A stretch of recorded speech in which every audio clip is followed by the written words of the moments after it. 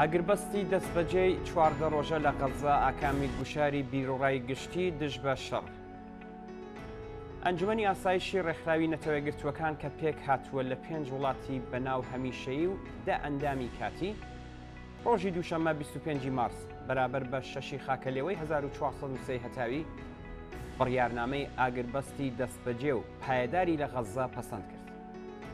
ئەو بڕیارنامە نوێ خوازیاری ئازادکردنی دەستبەجێ و بێمەرجی سەرجەم دیلەکانی بووە و جەختی لەسەر پابەندبوونی لایەنەکان بە یاسا نێودەوڵەتیەکان لەوانە پابەندبوون بە پاراستنی هاوڵاتیانی مەدەنی و ژێرخانە گرینگەکان بۆ مانەوەیان کراوەتەوە. هەروەها ناردنی دەستبەجێ یارمەتیە مرۆیەکان بۆ غەزا یەکێکە لە مادە گرنگەکانی دیکەی بڕیارنامەکە. نوێنەری ئەمریکا لەو ئەنجومەنەدا نەیوێرا وەک هەمیشە ویتۆی بڕیارنامەکە بکات و خۆی بەدوور گرت. بە خێرایی دوای ئەوە دیپلۆماسی فریوکارانەی ئەمریکا و پرۆپاگەندەی شەرخوازانی لایەنگر و پشتیوانی ئەرتەشی ئیسرائیل و یاریکردن بە وشەکان دەستی پێکرد. هەر لەو پەیوەندیەدا نێونەری ئەمریکا لە نەتەوەیەگرتووەکان و نێونەری وەزارەتی دەرەوە ڕایەنگەیاند کە بڕیارنامەکە پابەندکەر نییە. نێونەری رووسیاش لەبەر ئەوەی کە وشەی ڕاگررتنی دەستبەجێی شەڕ و تێکەڵچوونەکان بە مەبەستی دەستڕاگەیشتن بە یارمەتیە مرۆیەکان بە شێوەیەکی ئەمن و بێبەربەست و هەروەها گرسنەبەری هەنگاوی دەستبەجێ بۆ وەستاندنی بەردەوامی شەڕەکان لە دەقی ئەسلیدا لابرا خۆی لە دەقی سەرەتایی بڕیارەکە بەدوور گرت.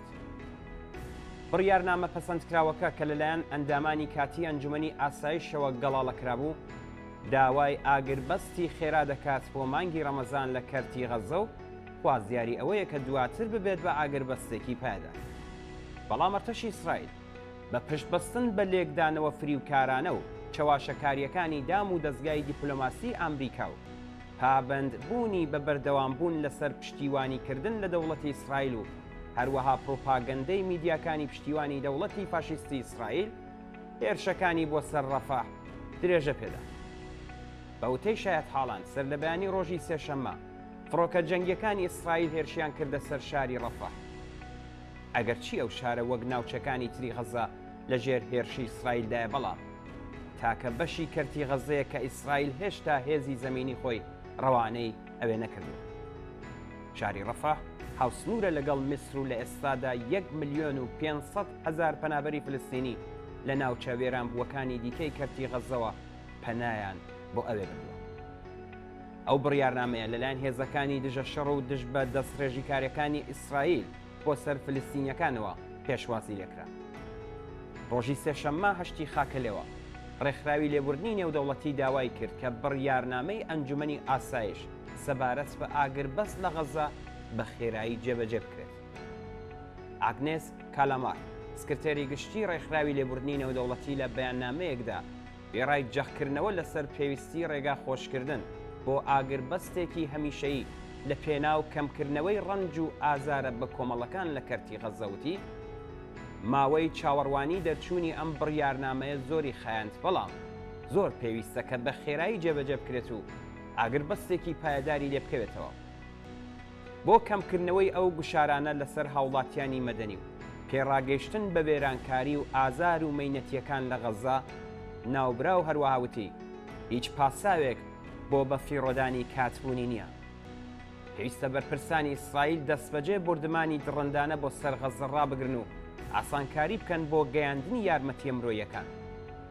کالامار هەروەها جەختی لەوە کردەوە کە پێویستە ئیسرائیل و حەماس و گروپە چەکدارەکانی دیکە هەوڵ بدەن بۆ دڵنیابوون لە بەردەوامی ئاگربەست و ئازادکردنی دەستبەجێی مەدەنیە بەدیلگیراوەکان و سەرجەم زیندانیە فلستینیەکان لەوانە دانیشتوانی مەدەنی غەزا کە بە شێوەیەکی سەرڕۆیانە و حەڕەمەکی دەست بەسەرکراون و لە گرتوخانەکانی ئیسرائیلدا ڕاگیراوە.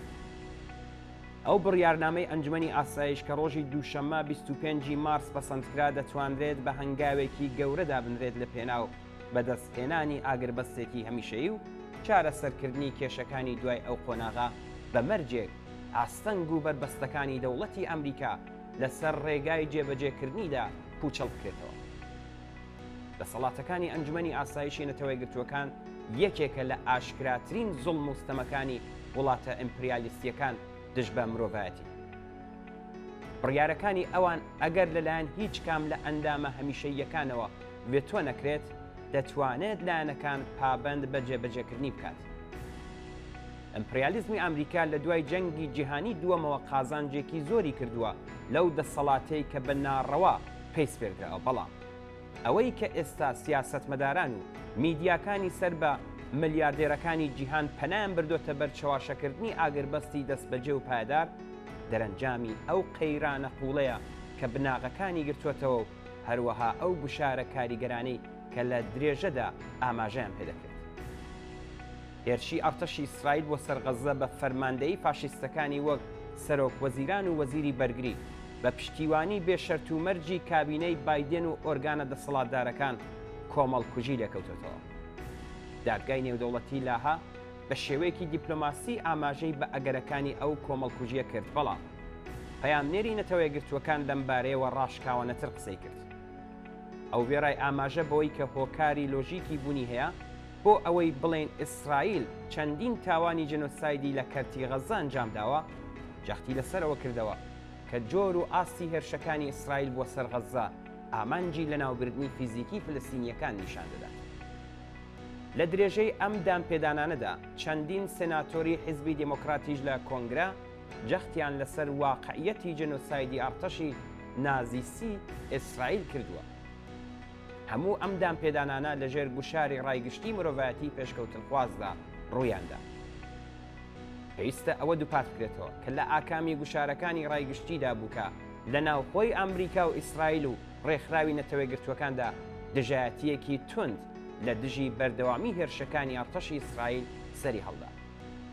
هەر بەم هۆیەوە دەستگای سیاسی بایدن سەرۆک کۆماری ئەمریکا نەیوێرا لە ڕێگەی نێونەرەکەیەوە ئەو بڕیارنامەیە وێتۆ بکات. خەبات و تێکۆشانی ئەم مرۆڤایەتیە پێشکەوتنخوازە دەبێت بەردەوام بێت بۆ ئەوەی فریوکاریەکانی دام و دەستگای سیاسی و تەبلیغاتی ئەمریکا و ئیسرائیل پوچەڵ بکرێتەوە و ئاگربەستێکی هەمیشەیی و دەرکردنی ئەرتەشی ئیسرائیل لە غەزە وەک یەکەم هەنگاو بچێتە بواری جێبەجێکردنەوە و هەوڵێکی جددی و نێ بە مەبەستی چارەسەرکردنی پرسی فلستین دەست پێ بکات.